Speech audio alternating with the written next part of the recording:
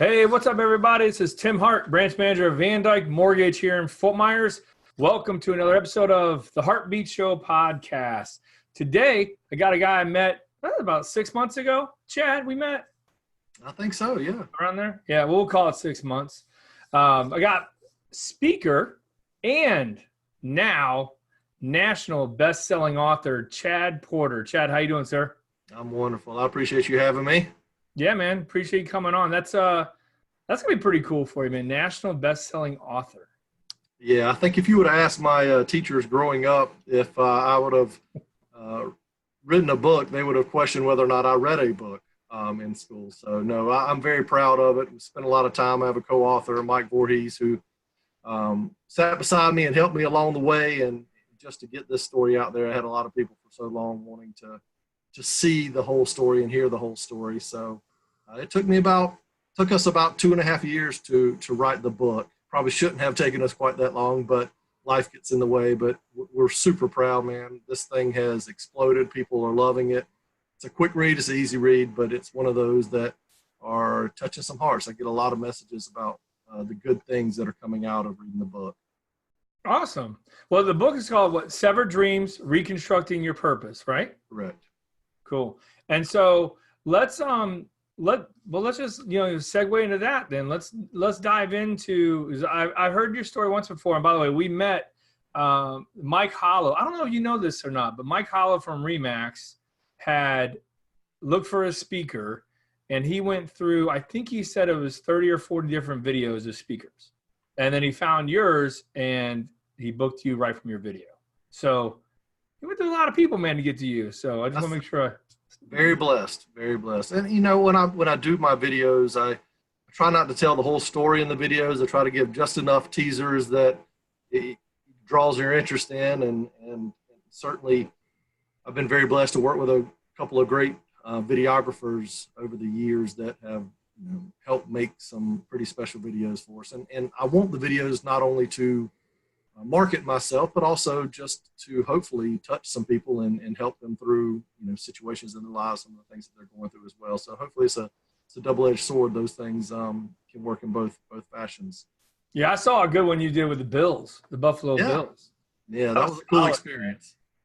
Yeah, Brandon Bean, the general manager of the Buffalo Bills, had me in last spring, almost a year to the day, and I think they had. The week before their first preseason game. So I came in and spoke to the whole team and coaching staff, and just a great experience, a great organization, great leadership. Got to spend the day on the field with them while they practiced and spoke to a lot of the players afterwards, and just hearing some of their stories and how my story really helped and touched their lives, how they can implement some of the things that we talk about into their own lives, even these $1 million athletes that I was able to speak for. Just a great experience, a great organization. I was glad to be able to do it. All right. And I guess I might as well ask now, as I was going to ask, but you just met Dabo Swinney. I did. Right. It's one of those things where every once in a while you send out an email and somebody writes you back. And I don't solicit a ton of business. I have business come to me, so I don't go out and write a bunch of emails to businesses trying to drum up business. But Dabo was one of those individuals that I really wanted to get in front of, and I wanted him to hear my message, and his values line up perfectly with mine. The things he believes in line up perfectly, the way he runs his team as a family. And so I sent an email to Dabo Swinney or whoever was his contact at Clemson at the time, and sent the Buffalo Bills video and wrote why I was interested in coming to speak for his team. And it wasn't but about a week later, I had a response, and I had the head of football operations give me a call, and we just started conversing and finally found a date that it worked for everyone. And I got to spend a couple of days up there with the team and sharing some time. I got to take my boys with me as well, which was a good experience for them. And Dabo is exactly what you see. He is the king of all kings coaching wise. He is a gentleman, a great man. He took us into his office. We spent, a half hour just chatting with him and just talking about life and what his team was going through and what he wanted them to hear when I spoke to the team. And it was awesome. It was a great experience. So he was very, very happy to endorse in a video. So I got a brand new video out from him, and it's just, just thrilled to be able to do it. And so I'm actually today, I spent some time redesigning the cover of the book. So we're going to include Dabo's endorsement on the cover of the book as well. So yeah, man, that's a that was really, I told him, I said, you don't have to pay me, man. This is more than payment or anything is worth, having your blessing and your endorsement of what it is that I'm doing. So he was, I had actually sent my book to him a few months ago, and he had a chance to read it and just thrilled with it. So very excited to be able to do that. That's awesome, man. You met Dabo Sweeney and got a backing from him with an endorsement and all that stuff. Cool. Good for you. And dude, lesson learned, right? Like you sent an email to the guy. Like you asked for, I don't want to say ask for his business, but you shot the message out, and look who responded, freaking Dabo Sweeney. Yeah. I mean, I've sent a few out, and I hear you.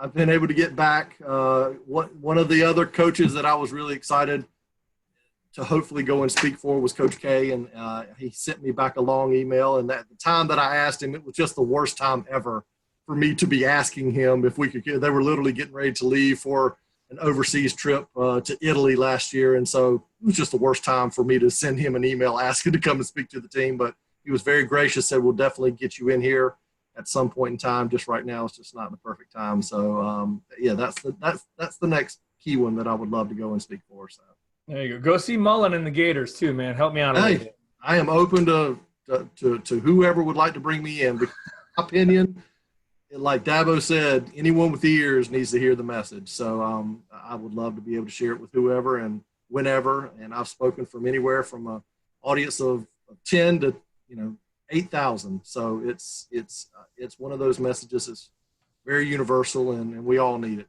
at some point in time.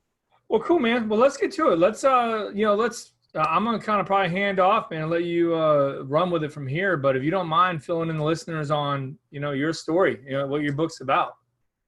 I'll be happy to. So I was in high school. I felt like I had everything figured out at 15 years old, as a lot of 15-year-olds do, I think. And I was very athletic, had a lot of things going for me in the right ways. I was already on some recruitment lists for college football, and I was the MVP of the football team my freshman year and played basketball as well. And I caught almost every touchdown there was that entire season for the football team. We were the worst football team you've ever seen in the state of North Carolina, but things are going well for me. But I joined a water ski team in White Lake, North Carolina. Both my parents being teachers and coaches, we would leave during the summer and go to this lake. So I joined this water ski team. I started water skiing when I was 4 years old, started barefoot water skiing when I was about 10 or 11. And so I joined this ski team. We would travel all over to different lakes and do these ski shows, just like Cypress Gardens, or maybe you've seen Jaws 3 before, and the shark chases around the pyramids. Yeah, classic scene. So, yep, it is. And we don't use sharks generally, but we went up and did this ski show to this little tiny lake. And at the end of the show, chaos ensued. It was just a freak accident where we had just finished the last act of the day in the pyramid, and we jumped out of the back of the boat and we're walking back toward shore, and all of the acts were done by kids between the ages of 8 and 18 years of age. So we were high-fiving, big smiles on our faces. The life was just perfect. And all of a sudden, the boat, when the driver, unfortunately, when he put it into neutral, he must have clicked it in the reverse position. Something happened, and the other dad in the boat realized something wrong was happening. He yelled at the driver to turn the boat off. He spun around in his driver's seat. Something happened. His elbow hit the throttle, and it pulled it into reverse completely, and the boat took off backwards. And I just happened to be the only one directly in line of the boat when it took off. And I tried to react. I didn't really know what was happening, but I tried to get underneath the water, go all the way down to the bottom, but it was just waist deep water, nowhere to go. So I was right in line. The suction of the propeller was being pushed by about 450 horsepower of engine, and it was moving very, very fast and creates a lot of suction. The suction pulled me right to the propeller, and it just started chopping me up. And there was nothing I could do, nothing I could get away from. It was just going to continue to hit me until the boat finally stopped somehow. Unfortunately, the two dads falling down in the boat, couldn't steer it, couldn't turn it off, couldn't slow it down. And the boat ran into another boat on shore and finally stopped itself where they could turn it off. And they pulled me out from underneath the boat. I remember looking down and knowing that something wrong had happened, but not to what I didn't know to what extent. And I looked down and the right leg came up out of the water and it was severely broken, bone sticking out of it, filleted open, blood shooting 3 feet in the air, just total chaos. Of course, the pain creeps in. They put me on the dock, started working on me, and a little bit later, I realized that the accident was a little bit worse than I had expected it to be. In all the chaos of trying to stop the bleeding, I heard someone get us some mask and snorkel to see if we can find his foot. And so I realized immediately. You heard someone say that? That was the first knowledge at all that I had lost a leg in the accident. And so it was cut clean off and it's lost in the lake and they can't seem to find it. So what I thought I had started to control in my own mind, I thought, well, listen, they can put a broken leg back together. They can stitch it up. They can patch it all together. The right leg that's all I saw. And I started to literally feel okay about what was happening and was still conversing with the person that was at my head. And then when they said that, I immediately, I think, went into a mental shock to some extent. I didn't go out. I didn't pass out, but I wanted to go to sleep. I wanted someone to knock me out because I didn't want to have to deal with what was going on, because I felt like it was a nightmare that someone would wake me up at some point in time and it would all have been a dream. And but nobody took medical advice from a 15-year-old when I was begging them to hit me in the head with a ski that day. So they immediately just took me into an ambulance, took me to the first hospital, started working on me, and realized that they couldn't handle me. So they had called a helicopter from Duke to come and pick me up. And man, you would think that this is, actually, you remember the old TV show ER? Back in the day when, right. It was like a rescue 911 show where they would actually do documentaries and they would review these stories of ER, and first responders type of things. Rescue 911, I think was the name of the show. But they had actually called to do a reenactment of my accident at one point in time in high school, and ended up not going to TV. But it was one of those things where you would think would be just dramatic and sad, but there are some moments in this story along the way that would literally, you'll laugh to your stomach hurt. It is just unbelievable, some of the stories that happened along the way. And I'll tell you one quick one. When we started to get me on the helicopter to go to Duke, they couldn't fit me on the helicopter because they had ordered the helicopter for a 15-year-old kid. Problem was I was about 6'3", 6'4", weighed about 200 pounds, had a size 13 shoe. I was hanging off the stretcher, and every time they tried to slide me into the helicopter, my foot kept hitting the front dash of the helicopter, and they could not get me in the helicopter. Now, I was dying right there in front of their eyes, and so the pilot's yelling at the nurse for them to go, and we'll call for the other helicopter. It'll be on its way. It'll take 15 minutes to get here. The nurse yells back at him, if we don't get him to Duke right now, he won't make it. And you're hearing all this. My next point, a lot of times I say I wish they would have learned sign language at some point in time during this whole educational process of theirs. But no, I heard all of it. And so I'm starting to realize how serious sign language. So next thing I know, this nurse says she's got this plan of putting me into this helicopter, and they're going to strap me down to the stretcher. They're going to take the stretcher and literally just flip the stretcher on its side with me in it. Promised me I wouldn't fall off or anything like that. Started to get me on the helicopter. I ended up meeting this nurse a year later, and she sat me down. She says, "Chad, do you remember the process that we had to go through to get you on the helicopter?" And I said, yeah, I remember it pretty clearly. She said, "But do you know what you said to me when I told you my whole plan of flipping you upside down and I promised you wouldn't fall off?" And I said, "No, I don't remember what I said." She said, "You looked right at me and said, 'Don't worry, if I fall off the stretcher, I won't run away.'" And so it's just one of those moments that become funny for some reason when you start to pass away. I'm not really sure how that works, but maybe blood loss makes you a little bit more funny. But all right, you turned into a stand-up comedian. Yeah, she started crying and laughing all at the same time, and they flipped me upside down, got me in there, took me to Duke, and they did an amazing job up there. They only gave me about a 25% chance to live through the first surgery. Things were just not going very well, and the it worked. They put me all back together and spent about a month in the hospital through a lot of surgeries, mainly just defending against all of the infection that was setting into the body and the open wounds from the right leg. The boat pretty much took care of the left leg for the most part. It took it off right below the calf muscle on the left side. So I have my knee, thank goodness. But I lost the leg from about calf muscle down and never found it. So if you'd like to send some people that way to go and search that leg, I'd love to have it back, put it on the coffee table. Yeah. But yeah, spent about a month in the hospital just dealing with everything you can imagine dealing with, the pain, the recovery, the emotional, toil that it takes on you and just trying to figure out what life's going to be like at that point in time. And I think that was one of the main reasons I wanted to write the book was, we all go through our trials and we all go through our tough times in our lives. And we'd love to think that if we did all the right things in this world that we wouldn't ever have to deal with those bad things. But, there's no script to how to get through things. There's no outline, but I'm hoping through my story and some of the things that I dealt with along the way that hopefully there will be a little bit of hope and encouragement to those that are battling some of the things that they're going through, knowing that, hey, listen, I've been through some things similar. I don't ever tell anybody I understand what you're going through because everybody deals with different things in different ways. But I think it's important to let them know that, hey, listen, as long as you're breathing, you got a chance and you got another day to keep fighting and keep working. And I had low expectations of what my life was going to be like after this, especially having high hopes of, being an athlete, going to play college football, going to play pro football, those things that I knew were going to happen. And there was nothing that was going to stop me.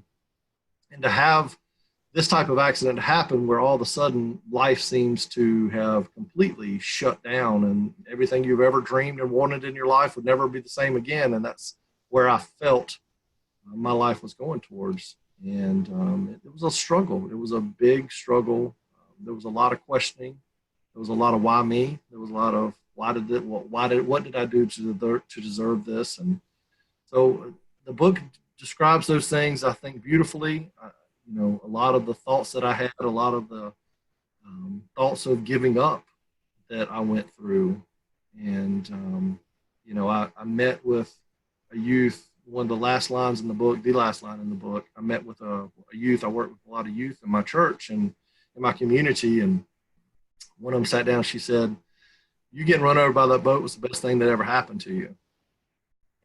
And I looked at her like she had four heads. And it didn't take me but about 10 seconds to sit there and stare at her to say, you know what? You're absolutely right. It was the day that changed everything for me. I thought at the time it was the change for the worse, and it was I'd never have the life I wanted. And it turned in from hope and faith and encouragement and hard work and fighting and to being the best blessing of my life. I mean, it has changed everything for me, and it has opened up so many windows for me to be able to help others. And I mean, my philosophy on life is our life is not for us to live. It's not for us to live for us. It's us. What can we do for others, in our lives? And then that turns into someone else being able to give to others in their lives. And so it has absolutely been a life changer for me in so many ways. And I can't think of any way that it's changed my life in a bad way. So it's I've been very fortunate to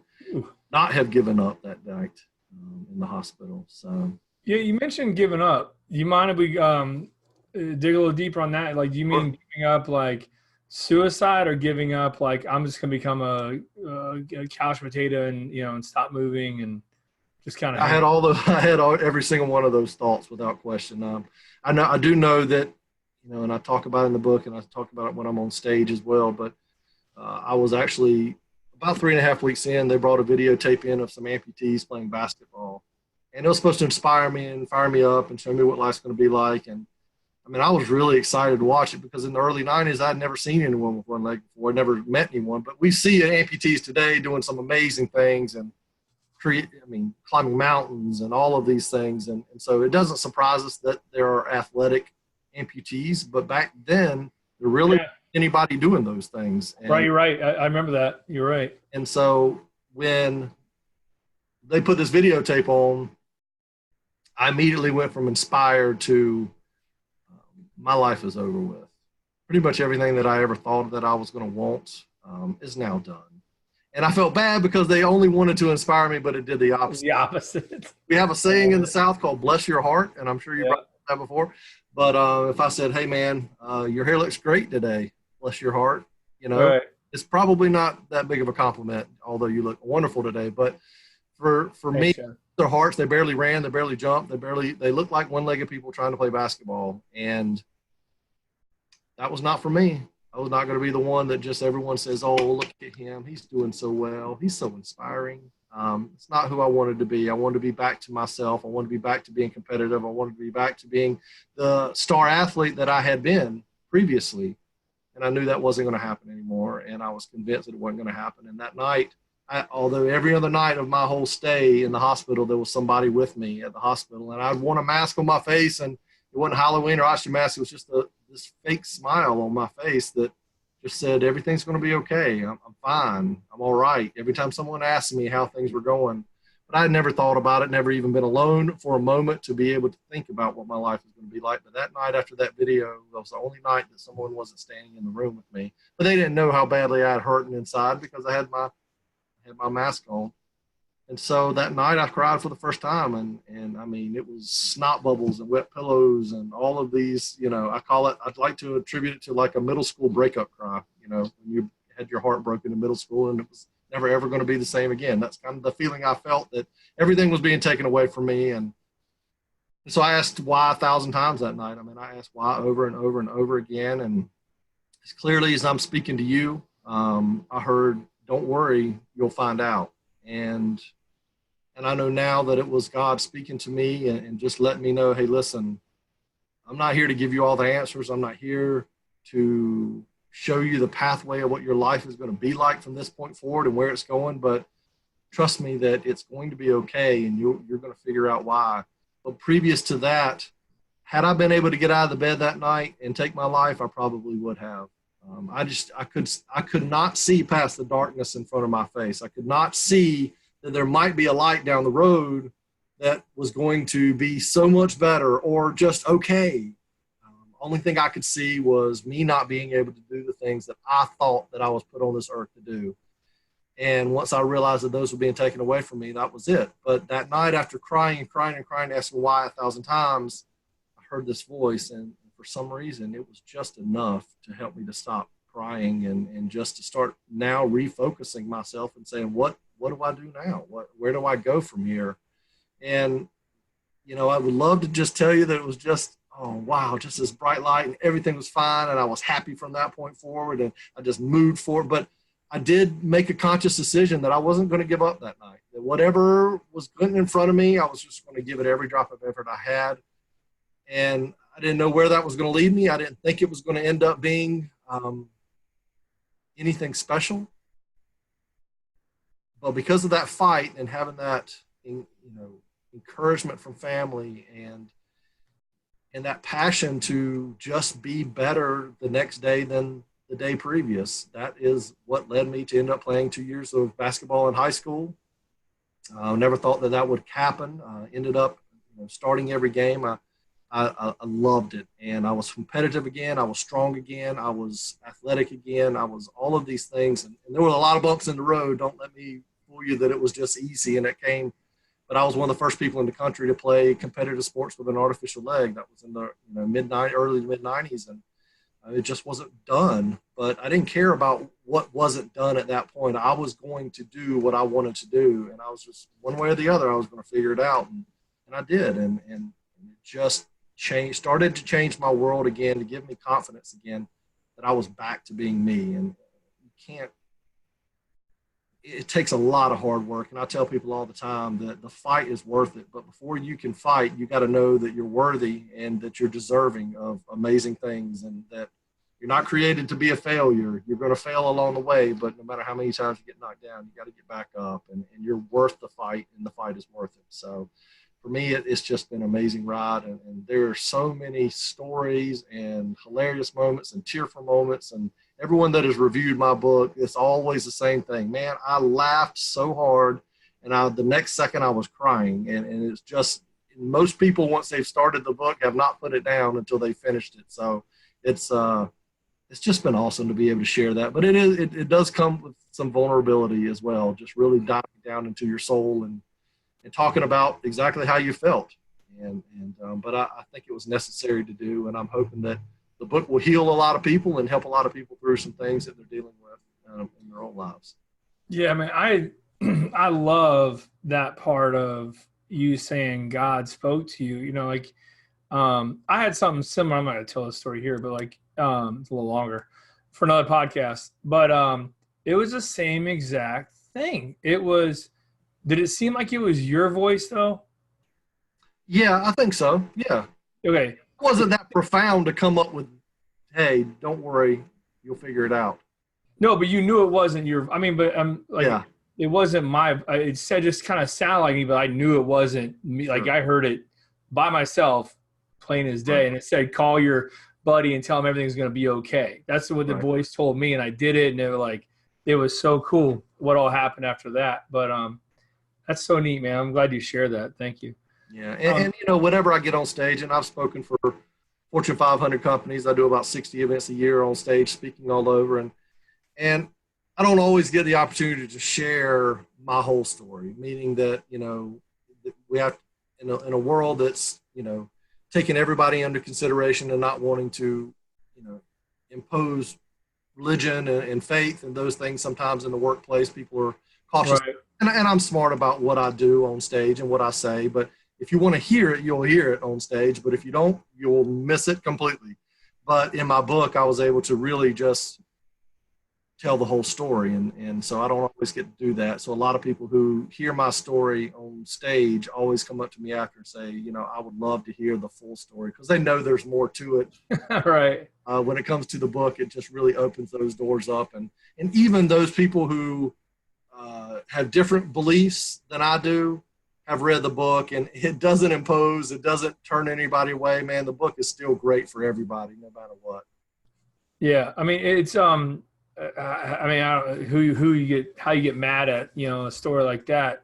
But so I remember when you spoke, and I'm sure it's in the book, and I've got to check it out. But like you told, dude, a story that like brought the house down was during one of your high school, and you don't tell now, it's a teaser. But man, I'll tell it. No worries. Okay, all right. So when I was very self-conscious about the way I looked. Obviously, being different, being a teenager, and even as much as success that I had doing things, I was still self-conscious. I mean, I was still trying to, you know, fit in. So I didn't want anybody to know I had an artificial leg when I played basketball. And you would think that would be one of the hardest things to do to hide, because they're not going to let me wear sweatpants on the basketball court. So I was kind of the white boy back in the day, back in the early 90s, who brought back the high socks. So nobody really wore high socks back in high school. But I covered my scars on the right leg. I covered up my whole artificial leg on the left side. Now I have a leg today that is, you know, colorful, and you can see all the parts in it. But back then I had a leg that's supposed to look like a real leg. Kind of tough because you can't really have fake hair and stuff like that, and your tans never match up. But anyway, I covered it up with socks all the way up to the top. So literally both legs were shaped identical to each other, but just looked like I had terrible fashion sense running up and down the basketball court. But one night, my senior year, I jumped up for a rebound in an away gym. Nobody in the gym knows I have an artificial leg. Obviously, my team does. The parents and the fans of my high school do. But the other crowd, packed gym, has no idea. So I jumped up for a rebound, and I threw it out for a fast break, and I fell underneath the goal. I got back up, started taking off down the court again, fell again underneath the goal, realized that what had been promised to me would never, ever happen. Chad, you cannot break your prosthesis. They've been tested on high-caliber athletes. No one in our history of our company has ever broken a leg before. This thing was snapped in two. I've broken 15 of them since I started wearing them. They don't like me very much at that company. But they don't bleed when they break. really see anything. So I got up and started just hopping off the court and just trying to get back to the bench. I was mad I didn't get to play anymore. Got about halfway to the bench, and all of a sudden there were screams in the crowd, and people were running out, and there were babies crying, and I mean, it was just pure chaos. And I was like, oh my goodness, what is happening? So I looked back, and about mid-shin, this real-looking leg was bent in two, doing 360s, and the foot's just spinning around as I'm trying to get off of the court. It was the worst, goriest scene you have ever seen in your entire life, minus the blood. And everybody in that gym thought my leg was snapped in two, and I was hopping around, and the bones were just sliding against each other as this thing was spinning in 360s. And the other teammates were running beside me from the other team. Just get on the ground, man. Just lay down on the ground. Don't. Not one of them was willing to grab it and touch it and pick it back up or anything like that. So I remember my teammates were laughing on the court. If you can just imagine, they look like the worst people on the face of the earth. Right. They're sitting there laughing, and everybody in this gym thinks I'm in serious pain, and all of this is just, So I remember just telling the other players on the other team, I'm fine, just get away from me, because I was mad I couldn't play anymore. Only thing they were doing was trying to help me. And I know they were just like, my God, this guy is a Superman. Yeah, dude, you are the toughest SOB ever. Dude ever. So right. I've had some fun, and I can tell you many, many more stories, and there's plenty in the book. But, man, there are some situations I have been in that have freaked some people out. Halloween was always fun for me. You can read about that in the book and all that kind of stuff. But, man, we had I've learned to love it, and I've learned to love who I am. And it took me a while to get there. And it took me, honestly, completely until I had a gentleman make me an artificial leg that did not look like a real leg. It looked like it had psychedelic colors on it, and you could see all the parts, and there was no hiding what my situation was. And he built that leg for me for free for me to wear. And I promised him no matter what he made, I would wear it. And I wore it to the mall that day, and he knew what he was doing, because I walked through that mall and people started just to smile and to say, man, that is a cool looking leg, versus just staring at me and trying to figure out what was different about my legs and trying to see what was going on. And all of a sudden, it didn't happen overnight, but all of a sudden I started just falling in love with just being different. And I started falling in love with who I was and what I represented. And I didn't care what people thought, because it all of a sudden became, you're a freak to, dude, that is a pretty awesome leg. And so ever since then, man, I try to just get something that's eye-popping and catching. I had one for a while that was literally chrome. It looked like the Terminator. I mean, you could see, if my hair was bad in the morning, I could hold the leg up and fix it. I mean, it was that awesome. So, but yeah, man, it's no matter what your situation is, love who you are. You're deserving of amazing things. And I want you to be able to give yourself a fighting chance, because you're definitely worth it without question. And it's just been an amazing ride for me, an amazing journey. So I'm happy to be able to be on stage and share it with companies and conferences all over the United States and abroad, and for the book to finally be out there for people to be able to take their own time and hear the story. So I appreciate it, man. It's been awesome. Well, dude, awesome story. Awesome book. I'm sure, dude, you'll continue to crush it. So let's get this thing wrapped up. I want you to be able to tell people how they can purchase the book, and we'll throw whatever links you want into the post as well to guide them. Well, I appreciate that a lot. So this is the book, Severed Dreams. If you happen to, I don't think there's really many other Severed Dreams on Amazon, but you can find it on Amazon. And my website as well, if it's easier just to grab it there. It has links to everywhere you can purchase the book. So my website is just chadporter.org, chadporter.org. And links to videos that I have out there and testimonies and all of these fun things on the website. They've done a great job putting it together. And I'm just here to serve and here to be a part of making your company better. I've done a lot of leadership training, teamwork training, just inspirational, motivational keynote speaking, and just really privileged to do the things. I'm actually heading to San Antonio tomorrow to go and speak to 1,200 teachers before their school season starts. And if some pumping up and some inspiring, get them ready. There's definitely need a little bit of that. So I'm looking. Yeah, they need it, dude. Yeah. I think the mortgage business is hard. My wife's a teacher, man. It starts now, dude. It'd be great. It does. O'clock at night, it's crazy, man. Crazy. But hey, Chad, I appreciate you, dude. Thank you very much for coming on. Wish you another book, continued success in the future. Anytime you want to talk, come on back, okay? I appreciate you. Thanks, buddy. No problem, guys. If you're watching us out there, don't forget, subscribe to the channel. I'd appreciate it. YouTube, Facebook, LinkedIn, Twitter, Instagram, wherever you're at, that's where I'm at too. You need anything, give me a holler. Always here to help you guys. Any mortgage needs in Southwest Florida. Chad, thanks again, bro. I appreciate it, man. Appreciate it, buddy. Thanks for having me. You got it, man. See you later. All right, bye. Bye-bye.